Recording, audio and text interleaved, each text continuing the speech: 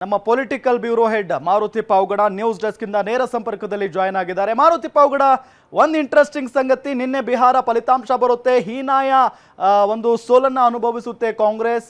ಇದೆಲ್ಲದರ ನಡುವೆ ಇವತ್ತೇ ಸಿಎಂಗೆ ಪರ್ಮಿಷನ್ ಕೊಟ್ಬಿಡ್ತಾರಾ ಅನ್ನೋ ಒಂದು ಪ್ರಶ್ನೆ ಇತ್ತು. ನೋಡಿದ್ರೆ ದಿಢೀರ್ನೆ ದೆಹಲಿಗೆ ಹೋಗ್ತಾರೆ ಮುಖ್ಯಮಂತ್ರಿಗಳು, ಭೇಟಿ ಮಾಡ್ತಾರೆ. ಸೊ ಆ ಸಂದರ್ಭದಲ್ಲಿ ಏನೆಲ್ಲ ಚರ್ಚೆ ಆಯಿತು, ಜೊತೆಗೆ ಡಿ.ಕೆ. ಶಿವಕುಮಾರ್ ಅವರು ಏನಾದರೂ ಭೇಟಿ ಮಾಡುವಂಥ ಸಾಧ್ಯತೆ ಇದೆಯಾ ಅಂತ?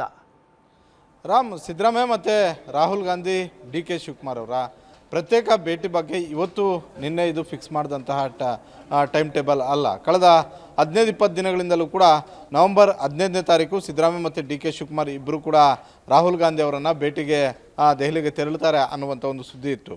ಆದರೆ ನಿನ್ನೆ ಬಿಹಾರ ಫಲಿತಾಂಶದ ಬಳಿಕ ರಾಹುಲ್ ಗಾಂಧಿ ಅವರು ಕೂಡ ವಿದೇಶ ಪ್ರವಾಸದಲ್ಲಿದ್ದರು. ಬಹುತೇಕ ಸಿದ್ದರಾಮಯ್ಯ ಮತ್ತು ಡಿ.ಕೆ. ಶಿವಕುಮಾರ್ ಇಬ್ಬರಿಗೂ ಕೂಡ ಟೈಮ್ ಕನ್ಫರ್ಮ್ ಮಾಡಿರಲಿಲ್ಲ. ಬೆಳಗ್ಗೆನೂ ಕೂಡ ಸಿದ್ದರಾಮಯ್ಯ ಮತ್ತು ಡಿ.ಕೆ. ಶಿವಕುಮಾರ್ ಇಬ್ಬರಿಗೂ ಆ ಟೈಮ್ ಕನ್ಫರ್ಮ್ ಮಾಡಿರಲಿಲ್ಲ. ಮಧ್ಯಾಹ್ನದ ಬಳಿಕ ಆಗಿರುವಂತಹ ಈ ಬೆಳವಣಿಗೆ, ಅಂದರೆ ರಾಹುಲ್ ಗಾಂಧಿ ಅವರು ವಿದೇಶದಿಂದ ವಾಪಸ್ ಬಂದಿದ್ದಾರೆ ಅನ್ನುವಂಥ ಒಂದು ಮಾಹಿತಿ ಸಿಕ್ಕ ತಕ್ಷಣ ಸಿದ್ದರಾಮಯ್ಯ ಮತ್ತು ಡಿ.ಕೆ. ಶಿವಕುಮಾರ್ ಅವರ ಟೀಮ್ ಪ್ರತ್ಯೇಕವಾಗಿ ಭೇಟಿ ಮಾಡಿ ಬಿಹಾರ ಚುನಾವಣಾ ಫಲಿತಾಂಶದ ಬಗ್ಗೆ ಮಾತನಾಡೋದಕ್ಕೆ ಒಂದು ಟೈಮ್ ಕೊಡಬೇಕು ಅನ್ನುವಂಥ ಒಂದು ಮನವಿಯನ್ನು ಮಾಡಿಕೊಂಡಿರುವಂಥದ್ದು. ಹಾಗಾಗಿಯೇ ರಾಹುಲ್ ಗಾಂಧಿ ವೇಣುಗೋಪಾಲ್ ಅವರು ಇದ್ದಂಥ ಒಂದು ಸಭೆಗೆ ಸಿದ್ದರಾಮಯ್ಯ ಅವರನ್ನು ಆಹ್ವಾನ ಮಾಡಿದರು. ಅದಾದ ಬಳಿಕ ಸಂಜೆ ಡಿ.ಕೆ. ಶಿವಕುಮಾರ್ ಅವರು ಪ್ರತ್ಯೇಕವಾಗಿ ಭೇಟಿ ಮಾಡ್ತಾ ಇದ್ದಾರೆ. ಆದರೆ ನವೆಂಬರ್ 15ನೇ ತಾರೀಕು ರಾಹುಲ್ ಗಾಂಧಿ ಅವರನ್ನು ಭೇಟಿ ಮಾಡಿದಾಗ ನಾಯಕತ್ವದ ಬಗ್ಗೆ ಚರ್ಚೆ ಆಗ್ಬೋದು.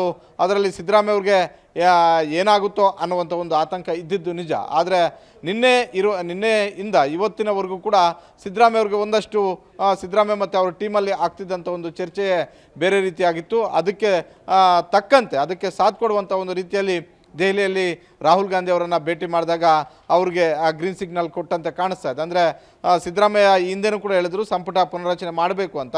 ಹೀಗಾಗಿ ರಾಹುಲ್ ಗಾಂಧಿ ಅವರನ್ನು ಭೇಟಿ ಮಾಡಿದಾಗ ಸಂಪುಟ ಪುನರಚನೆ ಮಾಡಿ ಅನ್ನುವಂಥ ಒಂದು ಸೂಚನೆಯನ್ನು ಕೊಟ್ಟಿದ್ದಾರೆ ಅನ್ನುವಂಥ ಒಂದು ಮಾಹಿತಿಯನ್ನು ಸಿದ್ದರಾಮಯ್ಯ ಅವರ ಆಪ್ತ ಬಣದಲ್ಲಿ ಮಾಹಿತಿ ಸಿಗ್ತಾ ಇರುವಂಥದ್ದು. ಹೀಗಾಗಿ ಸದ್ಯಕ್ಕೆ ಸಿದ್ದರಾಮಯ್ಯ ಅವರಂತೂ ಸೇಫ್ ಆಗಿದ್ದಾರೆ. ಇನ್ನು ಡಿ.ಕೆ. ಶಿವಕುಮಾರ್ ಅವರು ಸಂಜೆ ರಾಹುಲ್ ಗಾಂಧಿ ಅವರನ್ನು ಭೇಟಿ ಮಾಡೋದಕ್ಕೆ ಸಮಯವನ್ನು ಕೇಳಿದ್ದಾರೆ. ಅವ್ರಿಗೂ ಕೂಡ ಸಮಯ ಕೊಡ್ತಿದ್ದಾರೆ. ಆದರೆ 2023ರಲ್ಲಿ ನನಗೆ ಕೊಟ್ಟಂತಹ ಮಾತನ್ನು ಈಡೇರಿಸಿ ಅನ್ನುವಂಥ ಒಂದು ಮನವಿಯನ್ನು ರಾಹುಲ್ ಗಾಂಧಿ ಅವರ ಮುಂದೆ ಮತ್ತೊಮ್ಮೆ KPCC ಅಧ್ಯಕ್ಷರಾಗಿರುವಂತಹ ಡಿ.ಕೆ. ಶಿವಕುಮಾರ್ ಅವರು ಇಡಬಹುದು. ಆಗ ಡಿ.ಕೆ. ಶಿವಕುಮಾರ್ ಅವ್ರಿಗೆ ರಾಹುಲ್ ಗಾಂಧಿ ಅವರು ಯಾವ ಉತ್ತರವನ್ನು ಕೊಡ್ತಾರೆ ಅನ್ನುವಂಥದ್ದನ್ನು ಕಾದು ನೋಡಬೇಕಾಗಿದೆ. 2023ರಲ್ಲಿ ಒಂದು ವೇಳೆ ಸಿದ್ದರಾಮಯ್ಯ ಮತ್ತು ಡಿ.ಕೆ. ಶಿವಕುಮಾರ್ ಅವ್ರನ್ನ ಕೂರಿಸ್ಕೊಂಡು ಆ ರೀತಿ ಮಾತುಕತೆ ಆಗಿದ್ದು ನಿಜವೇ ಆಗಿದ್ರೆ ಡಿ.ಕೆ. ಶಿವಕುಮಾರ್ ಅವರು ಒಂದಷ್ಟು ಒತ್ತಡವನ್ನು ಹಾಕ್ಬೋದು. ಮನವಿಯ ಜೊತೆಗೆ ನಾವು ಅದನ್ನು ಒತ್ತಡ ಅಂತಲೂ ಕೂಡ ಕರಿಬೋದು. ನಾನು ಪಕ್ಷಕ್ಕಾಗಿ ದುಡಿದೆ, ಪಕ್ಷಕ್ಕಾಗಿ ಜೈಲಿಗೆ ಹೋಗುವಂಥ ಒಂದು ಪರಿಸ್ಥಿತಿಯೂ ಕೂಡ ಬಂತು. ಇದೆಲ್ಲದರ ನಡುವೆ ಪಕ್ಷವನ್ನು ಕಟ್ಟಿ ನಾನು 2023ರಲ್ಲಿ ಅಧಿಕಾರಕ್ಕೆ ತರುವಂಥ ಒಂದು ಕೆಲಸವನ್ನು ಮಾಡಿದ್ದೀನಿ. ಈಗ ನನಗೆ ಅವಕಾಶವನ್ನು ಮಾಡಿಕೊಡಿ ಅನ್ನುವಂಥ ಒಂದು ಮನವಿಯನ್ನು ಡಿ.ಕೆ. ಶಿವಕುಮಾರ್ ಅವರು ಮಾಡ್ಬೋದು. ಅದಕ್ಕೆ ರಾಹುಲ್ ಗಾಂಧಿ ಅವರು ಯಾವ ಉತ್ತರವನ್ನು ಕೊಡ್ತಾರೆ ಅನ್ನುವಂಥದ್ದನ್ನು ಕಾದು ನೋಡಬೇಕಾಗಿದೆ. ಒಟ್ಟಾರೆ ಸದ್ಯಕ್ಕೆ ಕಾಂಗ್ರೆಸ್ ಹೈಕಮಾಂಡ್ ಇರುವಂಥ ಒಂದು ಈ ಪರಿಸ್ಥಿತಿಯಲ್ಲಿ ಸಿದ್ದರಾಮಯ್ಯ ಅವರನ್ನು ಏಕಾಏಕಿ ಕೆಳಗಿಳಿಸಿ ಡಿ.ಕೆ. ಶಿವಕುಮಾರ್ ಅವರಿಗೆ ಅವಕಾಶ ಕೊಡ್ತಾರೆ ಅನ್ನುವಂಥ ಒಂದು ಲಕ್ಷಣಗಳೇನು ಕಾಣಿಸ್ತಿಲ್ಲ. ಹಾಗಂದ ಮಾತ್ರಕ್ಕೆ ಸಿದ್ದರಾಮಯ್ಯ ಈ ಅವಧಿ ಕಂಪ್ಲೀಟ್ ಮಾಡ್ತಾರೆ ಅಂತಲೂ ಹೇಳ್ತಿಲ್ಲ. ಜನವರಿ ಫೆಬ್ರವರಿ ಬಳಿಕ, ಅಂದರೆ ಫೆಬ್ರವರಿ ಮಾರ್ಚಲ್ಲಿ ಬಡ್ಜೆಟ್ ಇದೆ. ಬಡ್ಜೆಟ್ ಆದ ಬಳಿಕ ಒಂದಷ್ಟು ಬದಲಾವಣೆಗಳು ಆದರೂ ಕೂಡ ಆಶ್ಚರ್ಯ ಇಲ್ಲ. ಹೀಗಾಗಿ ನವೆಂಬರಲ್ಲಿ ಕ್ರಾಂತಿ ಆಗೋದು ನಿಜ. ಆದರೆ ಕ್ರಾಂತಿ ಅದು ಸಂಪುಟ ಪುನರಚನೆಗೆ ಅಷ್ಟೇ ಸೀಮಿತ ಆಗುತ್ತೆ. ಆದರೆ ನಾಯಕತ್ವ ಬದಲಾವಣೆ ವಿಚಾರ ಇನ್ನೂ ಒಂದು 3-4 ತಿಂಗಳು ಮುಂದೂಡಿಕೆ ಆದರೂ ಕೂಡ ಆಶ್ಚರ್ಯ ಇಲ್ಲ. ಇದಕ್ಕೆಲ್ಲವೂ ಕೂಡ ರಾಹುಲ್ ಗಾಂಧಿ ಅವರನ್ನು ಡಿ.ಕೆ. ಶಿವಕುಮಾರ್ ಅವರು ಭೇಟಿ ಮಾಡಿದಾಗ ಅಂತಿಮವಾಗಿ ಡಿ.ಕೆ. ಶಿವಕುಮಾರ್ ಅವರಿಗೆ ನಾಯಕತ್ವ ಬದಲಾವಣೆ ಆಗುತ್ತೋ ಇಲ್ವಾ, ಯಾವ ಸಮಯದಲ್ಲಿ ಮಾಡ್ತೀವಿ ಅನ್ನುವಂತಹ ಒಂದು ಉತ್ತರಗಳನ್ನು ಕೂಡ ಕೊಡುವಂತಹ ಒಂದು ಸಾಧ್ಯತೆ ಇದೆ. ಮಾರುತಿ ಪಾವಗಡ, ಇನ್ನೊಂದು ವಿಚಾರ, ಹೌದು ನಾಯಕತ್ವ ಬದಲಾವಣೆ ವಿಚಾರಕ್ಕೆ ಸಂಬಂಧಪಟ್ಟಂತೆ ಆಯಿತು. ಆದರೆ ಈಗ ಸಂಪುಟ ಪುನಾರಚನೆ ವಿಚಾರಕ್ಕೆ ಸಂಬಂಧಪಟ್ಟಂತೆ ಬಂದಾಗ ಯಾರನ್ನ ಕೈ ಬಿಡ್ತಾರೆ, ಯಾರನ್ನ ಒಳಗಡೆ ಸೇರಿಸ್ಕೊಳ್ತಾರೆ ಸಂಪುಟಕ್ಕೆ ಅನ್ನೋದು ಒಂದು ಪ್ರಶ್ನೆ ಇದ್ದೇ ಇತ್ತು. ಇದನ್ನ ಮೇ ಬಿ ಹೈಕಮಾಂಡೇ ತೀರ್ಮಾನ ಮಾಡ್ತಾರೇನೋ ಅಂತ ಹೇಳಲಾಗ್ತಾ ಇತ್ತು. ಆದರೆ ಈಗ ಬಂದಿರುವಂಥ ಮಾಹಿತಿ ಪ್ರಕಾರ ಯಾರನ್ನ ಸೇರಿಸ್ಕೊಳ್ಬೇಕು, ಯಾರನ್ನ ಕೈ ಬಿಡಬೇಕು ಅನ್ನೋದನ್ನ ಸಂಪೂರ್ಣ ಅಧಿಕಾರವನ್ನ ಡಿ.ಕೆ. ಶ್ರೀ ಮತ್ತು ಸಿದ್ದರಾಮಯ್ಯನವರಿಗೆ ಬಿಟ್ಟಿದ್ದಾರೆ ಹೈಕಮಾಂಡ್ ಅಂತ ಹೇಳಲಾಗ್ತಾ ಇದೆ. ಅಂದ್ರೆ ಬಿಹಾರ ಸೋಲಿನಿಂದ ಕಂಗೆಟ್ಟು ಈ ರೀತಿಯಾದಂತಹ ತೀರ್ಮಾನನ? ಇಲ್ಲ, ಸಂಪುಟ ಪುನರಚನೆಗೂ ಬಿಹಾರ ಫಲಿತಾಂಶಕ್ಕೂ ಸಂಬಂಧ ಇಲ್ಲ. ಆದರೆ ಒಂದಂತೂ ಸ್ಪಷ್ಟ, ನಿನ್ನೆ ಬಿಹಾರದಲ್ಲಿ ಬಂದಿರುವಂಥ ಒಂದು ಫಲಿತಾಂಶ ಕಾಂಗ್ರೆಸ್ ಹೈಕಮಾಂಡ್ಗೆ ದೊಡ್ಡ ಮಟ್ಟದ ಒಂದು ಪಾಠ.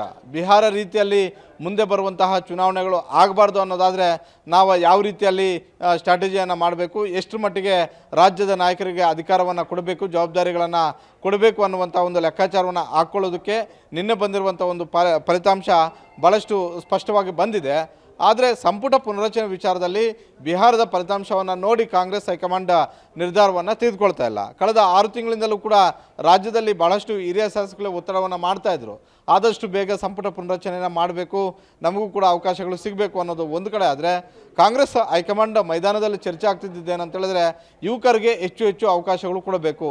ಪಕ್ಷ ಯುವಕರಿಗೆ ಹೆಚ್ಚು ಅವಕಾಶಗಳು ಕೊಟ್ಟಿದ್ದೆ ಆದರೆ ಇನ್ನು 20-30 ವರ್ಷಗಳ ಕಾಲ ಪಕ್ಷವನ್ನು ಸಂಘಟನೆ ಮಾಡೋದಕ್ಕೆ ಅವರಿಂದ ನಾವು ಸಂಘಟನೆಗೆ ಅವರನ್ನು ಬಳಸ್ಕೊಳ್ಬೋದು. ಈ ರೀತಿಯಾದಂಥ ಒಂದು ಲೆಕ್ಕಾಚಾರ ಕಾಂಗ್ರೆಸ್ ಹೈಕಮಾಂಡ್ ಮಟ್ಟದಲ್ಲಿ ಆಗ್ತಿತ್ತು. ಹೀಗಾಗಿ ಸಿದ್ದರಾಮಯ್ಯವರು ಹೋದಾಗ ಯಾವುದೇ ಸರ್ಕಾರ ಇರಲಿ, ಇವತ್ತು ಸಿದ್ದರಾಮಯ್ಯವರು ಕಾಂಗ್ರೆಸ್ ಸರ್ಕಾರದಲ್ಲಿ ಮುಖ್ಯಮಂತ್ರಿ ಆಗಿರ್ಬೋದು, ಈ ಹಿಂದೆ BJP ಸರ್ಕಾರದಲ್ಲಿ ಬೊಮ್ಮಾಯಿ ಅವರಿದ್ದರು, ಯಡಿಯೂರಪ್ಪ ಅವರು ಕೂಡ ಮುಖ್ಯಮಂತ್ರಿ ಆಗಿದ್ದರು, ಕುಮಾರಸ್ವಾಮಿ ಅವರು ಕೂಡ ಮುಖ್ಯಮಂತ್ರಿ ಆಗಿದ್ದರು. ಸಂಪುಟ ಪುನರಚನೆ ವಿಚಾರದಲ್ಲಿ ಸಮ್ಮಿಶ್ರ ಸರ್ಕಾರವನ್ನು ಹೊರತುಪಡಿಸಿದರೆ ಒಂದು ಪಕ್ಷ ಅಧಿಕಾರ ಮಾಡುವಂಥ ಒಂದು ಸಂದರ್ಭದಲ್ಲಿ ಯಾವುದೇ ಹೈಕಮಾಂಡ್ ಇದ್ದಾಗಲೂ ಕೂಡ ಇಂಥವರನ್ನೇ ತಗೊಳ್ಳಿ ಅಂತ ಹೇಳೋದಿಲ್ಲ. ಹೈಕಮಾಂಡ್ ಆಪ್ಷನಲ್ಲಿ ಒಬ್ಬರೇ ಇಬ್ಬರು ಹೈಕಮಾಂಡ್ ಹೇಳ್ಬೋದು. ಅಷ್ಟೇ ಬಿಟ್ಟರೆ 12 ಜನಕ್ಕೆ, ಈಗ 12 ಜನರನ್ನು ತೆಗೆದು 12 ಜನರನ್ನು ಸೇರಿಸ್ಕೊಳ್ಳಿ ಅಂತ ಹೇಳಿದ್ರೆ ಹೈಕಮಾಂಡ್ ಅವರು ಏನು ಪಟ್ಟಿ ಕೊಡೋದಿಲ್ಲ.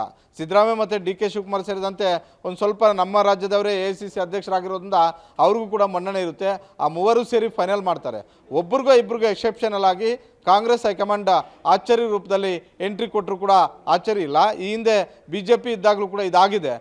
ರಾಜ್ಯದಲ್ಲಿರುವಂತಹ ಮುಖ್ಯಮಂತ್ರಿಗಳು ಅದನ್ನು ಪಟ್ಟಿಯನ್ನು ತೆಗೆದುಕೊಂಡು ಹೋಗ್ತಾರೆ, 1-2 ಅದರಲ್ಲಿ ತೆಗೆದುಹಾಕಿ 1-2 ಬೇರೆವನ್ನು ಸೇರಿಸುವಂಥ ಒಂದು ಕೆಲಸಗಳು ಆಗ್ತವೆ. ಆದರೆ BJP ಮತ್ತು ನಾವು ಕಾಂಗ್ರೆಸ್ಗೆ ಕಂಪೇರ್ ಮಾಡಿದ್ದಾದರೆ BJPಯಲ್ಲಿ ಒಂದು ಸ್ವಲ್ಪ BJP ಅಧ್ಯಕ್ಷರಾಗಿರ್ಬೋದು, ಮುಖ್ಯಮಂತ್ರಿಗಳಾಗಿರ್ಬೋದು, ಜೊತೆಗೆ ಸಂಘಕ್ಕೆ ನಿಷ್ಠರಾಗಿರುವಂಥವರನ್ನು ಪರಿಗಣಿಸುವಂಥ ಒಂದು ಕೆಲಸ ಆಗುತ್ತೆ. ಕಾಂಗ್ರೆಸ್ಸಲ್ಲೇನು ಆ ರೀತಿ ಆಗಿರೋದಿಲ್ಲ. DK ಶಿವಕುಮಾರ್ ಅವ್ರಿಗೆ ಯಾರು ನಿಷ್ಠರು, ಸಿದ್ದರಾಮಯ್ಯ ಅವ್ರಿಗೆ ಯಾರು ನಿಷ್ಠರು, ಮಲ್ಲಿಕಾರ್ಜುನ ಖರ್ಗೆ ಅವ್ರಿಗೆ ಯಾರು ನಿಷ್ಠರು ಅಂತ ಈ ರೀತಿಯಾದಂಥ ಒಂದು ಲೆಕ್ಕಾಚಾರಗಳು ಜಾಸ್ತಿ ಆಗ್ತವೆ. ಹೈಕಮಾಂಡ್ ಕೋಟ ಅಂತ ಯಾವಾಗ ಬರುತ್ತೆ ಅಂತ ಹೇಳಿದ್ರೆ ಪಕ್ಷ ಭಾಳಷ್ಟು ಮುತುವರ್ಜಿಯಿಂದ ಪಕ್ಷಕ್ಕಾಗಿ ಯಾವ ಬಣವೂ ಕೂಡ ಪರಿಗಣಿಸದೆ ಪಕ್ಷಕ್ಕಾಗಿ ದುಡಿತಾ ಇರುವಂಥವ್ರನ್ನ ಒಬ್ಬರನ್ನೋ ಇಬ್ಬರನ್ನೋ ಗುರುತಿಸುವಂಥ ಒಂದು ಕೆಲಸ ಮಾಡಿದ್ರೆ ಆ ಸಂದರ್ಭದಲ್ಲಿ ಒಬ್ಬರು ಹೈಕಮಾಂಡ್ ಆಪ್ಷನ್ ಆಗ್ಬೋದು. ಆದರೆ ಕಾಂಗ್ರೆಸ್ ಹೈಕಮಾಂಡ್ ಇತ್ತೀಚೆಗೆ ಇಂಥ ಒಂದು ಎಕ್ಸ್ಪೆರಿಮೆಂಟ್ಗಳೇನು ಮಾಡಿಲ್ಲ. ಈ ಬಾರಿನೂ ಕೂಡ ಮಾಡುತ್ತೆ ಅನ್ನುವಂಥ ಒಂದು ಚರ್ಚೆಗಳು ಕೂಡ ಇಲ್ಲ. ನನಗೂ ಕೂಡ ಆ ರೀತಿ ಆಗ್ತಾ ಇಲ್ಲ. ಆದರೆ ಸಿದ್ದರಾಮಯ್ಯ ಮತ್ತು DK ಶಿವಕುಮಾರ್ ಅವರು ಒಪ್ಪಿದಂಥವ್ರಿಗೆ ಕೋಕ್ ಕೊಡ್ಬೋದು. ಅದೇ ರೀತಿ ಅವರು ಯಾರನ್ನು ಒಪ್ತಾರೋ ಅವರನ್ನು ಸೇರಿಸ್ಕೊಳ್ಳುವಂಥ ಒಂದು ಸಾಧ್ಯತೆಗಳು ದಟ್ಟವಾಗಿರ್ತವೆ. ರಾಮ್, ಓಕೆ.